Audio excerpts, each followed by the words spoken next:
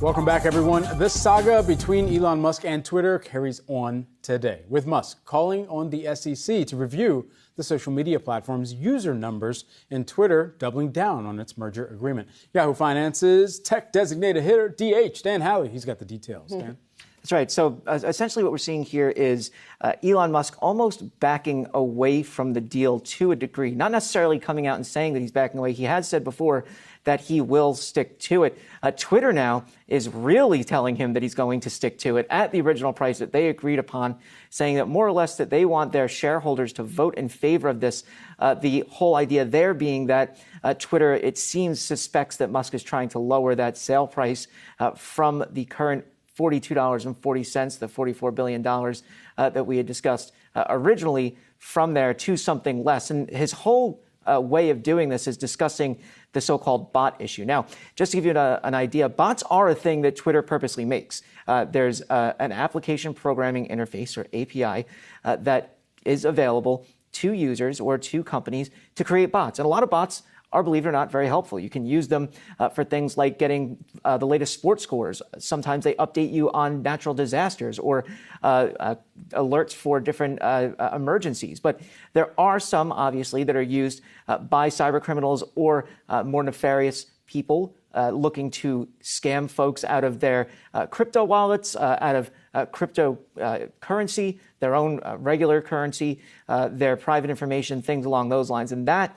appears to be Musk's big issue. Remember, there were a few crypto scams going on pretending to be Elon Musk.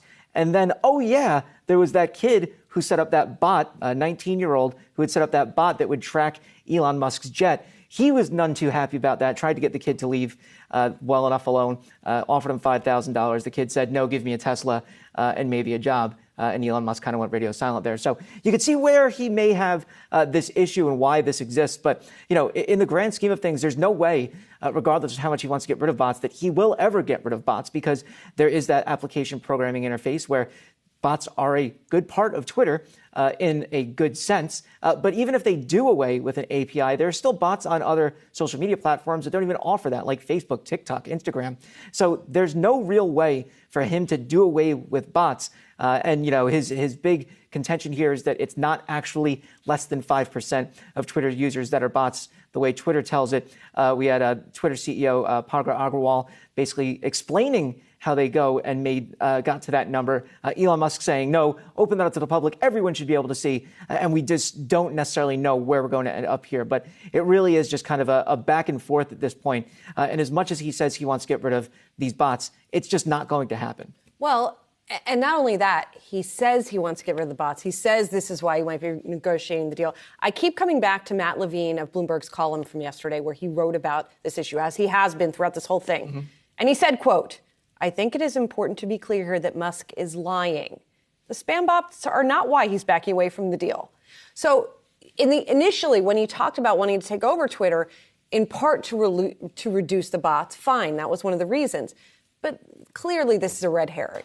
Yeah, I mean, the big thing that he wanted to do was loosen up speech on there. And for whatever reason, he believes that, you know, speech is a problem on Twitter when, you know, I mean, actuality, it's not. It's Twitter using its own free speech to moderate content that it thinks that users want to see. And by the way, advertisers want to see, because, you know, I feel like Tide doesn't want to have an ad next to some neo-Nazi, right? That's probably not good for Tide, and so not good for Twitter. Yeah. And so that's what Twitter does, and that's their First Amendment right to do that. But Elon Musk seems to think that it should be opened up totally, and then doing that will allow for an even greater kind of conversation. I don't know if you've ever been on Twitter.